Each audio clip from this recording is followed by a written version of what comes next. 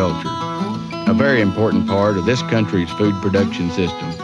A food production system that is responsible for the high standard of living enjoyed by the vast majority of Americans. A reason that the citizens of this country have access to the safest, most affordable, and abundant food supply in the world.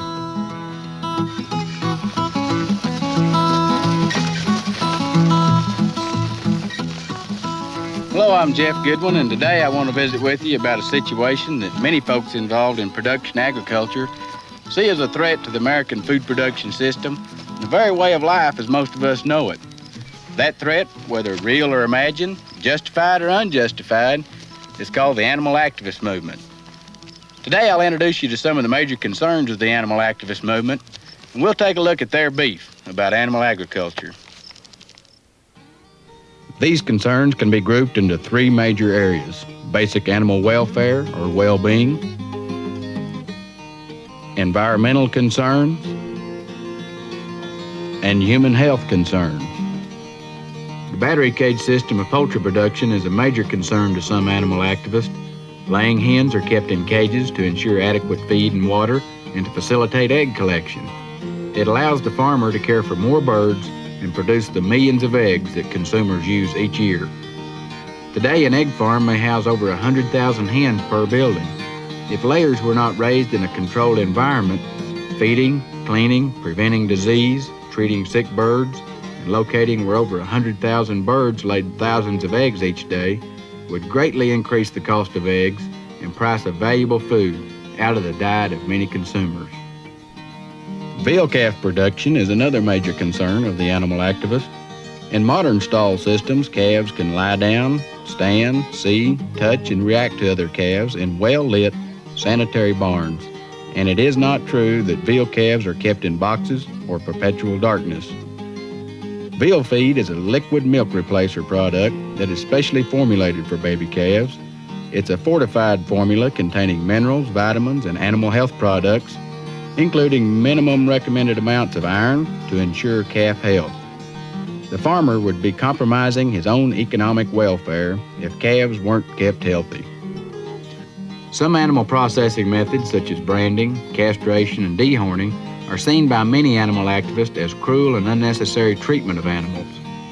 To the inexperienced viewer, some of these practices necessary for the welfare and the health of the animal and the assurance of quality food may appear brutal, but in reality, these practices parallel those used to ensure human health, such as childhood vaccination for the prevention of disease. Both cause short-term discomfort and stress, but result in the long-term benefit to the individual. Beef cattle, sheep, and some dairy cattle may be dehorned when young to avoid injury to each other and to the rancher. Castration may be necessary to help control aggressive behavior and to ensure the quality meat that consumers demand. In sheep, tails may be docked to improve hygiene and prevent fly and parasite infestation. Permanently identifying animals by earmarking or branding is necessary to maintain accurate health records, identification, and are helpful during marketing of livestock. In short, these practices do cause some short-term discomfort, but provide for the long-term benefit of the animals. Confinement swine operations are another major target of the animal activists. The use of the farrowing crate is at the center of this concern. When a sow is ready to farrow, she is typically placed for 3 to 4 weeks in a stall to make her delivery easier, help with veterinary care, and to ensure she does not step on or crush her litter while allowing her piglets to be near her. The farrowing crate definitely serves the best interest of the sow and the litter as well as the producer. Another concern is the trucking and handling of livestock. Farm animals are hauled on trucks, sometimes over long distances, and on occasions an animal can be injured while in transport or being handled. But what must be understood is the fact that producers strive to keep these stresses to a bare minimum, as any unnecessary stress to the animal is not in the best interest of the animal or the producer. In short, the livestock producer has the well-being of his animals high on his list of priorities. The use of the electric cattle prod is even on the animal activist hit list as a cruel method of animal handling. But the correct use of the hot shot causes minimal discomfort and is a safe and effective method of animal handling. Another category that falls into the area of basic animal welfare and environmental concerns is the issue of wildlife and pest control. Predator control practices are of major concern to the animal activist, but coyotes, wolves, mountain lions, and eagles can not only cause major financial losses to the producer, but just as importantly, they deal out much pain, cruelty, and suffering to the farm animals that fall prey to their predation. Prairie dog control practices have also drawn the attention of animal activists. This is an important issue to the survival of the rancher, as 32 prairie dogs, through their cutting and consuming activities, utilize as much grass as a 1,000-pound cow, while costing the rancher $20 an acre per year to support a prairie dog infestation. But more important to human health concerns is the fact that large prairie dog populations harbor diseases such as bubonic plague, which are harmful to humans. The plague, which can easily be transmitted to humans, is fairly common in large prairie dog populations. Prairie dog control practices employed by ranchers are effective and efficient. As shown here, a fumigant material is introduced to the burrow while the animal is hiding inside. This provides the prairie dog a less inhumane demise than he could receive at the hand of Mother Nature. 4-H and FFA livestock projects have even come under fire from certain activist groups. In reality, this program produces young adults who have acquired traits such as leadership, responsibility, and sportsmanship while learning valuable life skills and possible future career skills. 4-H and FFA livestock projects are definitely a quality youth development program worthy of continued support. Environmental and resource utilization issues related to animal agriculture are also raised by animal activist groups. Among these environmental worries, many activists feel that the grain fed to livestock could be used to feed the numbers of starving people in this world, while actually the problem of starvation is not a problem of lack of grain for human consumption, but rather a problem of distribution.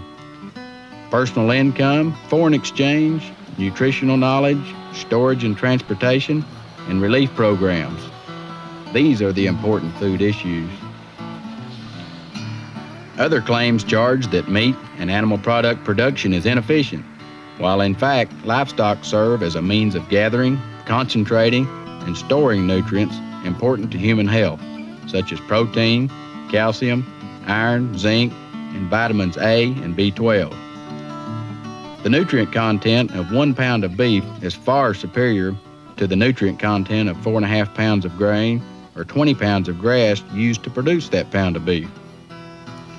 Couple that with the fact that 80 to 85% of the principal feed resources used in beef cattle production are byproducts and grazed forage is useless to man, and that's what I call efficient use of our limited resources. Animal activists also claim that part of the United States' dependence on foreign oil can be linked to fossil fuel use in animal agriculture and crop production for feed. The fact is that agriculture uses less than 3% of the energy in the United States, with a minor fraction of that 3% used in animal agriculture production. Methane production from livestock is also claimed to be a major contributor of greenhouse gases to our atmosphere, thus causing global warming.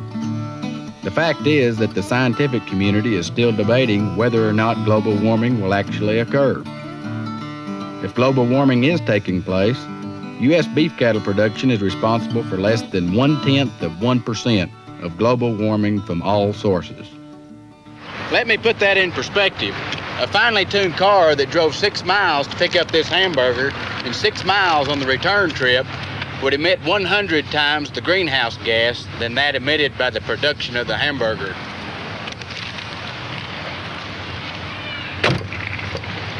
In short, America's driving habits are a much greater contributor than beef cattle production to any greenhouse effect, if there is such a thing. Grazing of public lands has created much recent controversy, especially in the western states. The apparent cheap grazing fees paid by ranchers with federal grazing leases is a prime target of animal activists. The reality is that economists have calculated that when additional non-fee costs are added in, the cost of grazing on public land equals or often exceeds private lease rates. Grazing cattle on federal land is also an effective and environmentally sound method of providing human nutrition that would otherwise not be available. Water use and water quality are not only of concern to the animal activist and the consumer, but also to the producer. The claims by animal activists of water use and pollution by animal agriculture are many times grossly exaggerated. Animal product production is an efficient use of a renewable resource. The last major subject area that we'll discuss today is that of human health concerns. Antibiotic resistance in humans and residues in the meat supply have been charged by animal activists. However, the scientific evidence demonstrates that there is no threat to human health associated with these concerns. The use of growth hormones is also a major food safety concern of activists. Once again, scientific research shows that there is no human health risk in consumption of animal products from animals receiving growth hormones. As a matter of fact, hormones are present naturally in virtually all foods of either plant or animal origin. For example, there's nearly 200 times the amount of estrogen in this 3-ounce serving of peas than in this 3-ounce serving of beef from an implanted steer. Like cabbage, this 3-ounce serving of cabbage has over 1,000 times more estrogen than this 3-ounce serving of beef. Human health concerns about chronic disease such as cancer and heart disease associated with animal product consumption is an issue raised by animal activists. In fact, lean meat is regarded by leading health organizations such as the American Heart Association, the American Dietetic Association, the National Heart, Lung, and Blood Pressure Institute, and others as a valuable and appropriate part of the American diet. Well, you've just seen some of the major concerns of the animal activist movement related to animal agriculture. To put this whole animal activist movement into perspective, I want to show you a scene from an African village in the country of Sudan. Now, as you view this scene, remember that we're producing enough food to feed the world, but political and social problems are the cause for scenes like you're about to see.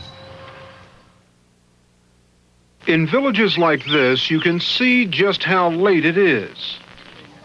In this time of parched earth and civil war and hunger, there's something new and frightening in the daily ritual of slaughtering a cow. The people gathered around are the poorest in the village. Patiently, they wait for the cow to be slaughtered. Then, in a sudden rush, they fight each other for the parts of the animal no one else wants. This is what the eve of famine looks like in the Sudan.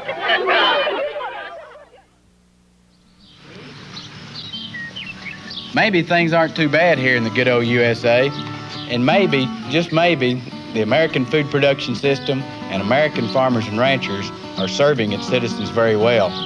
It's been a pleasure to visit with you today. Please do me a favor and never forget where your food comes from and never take it for granted.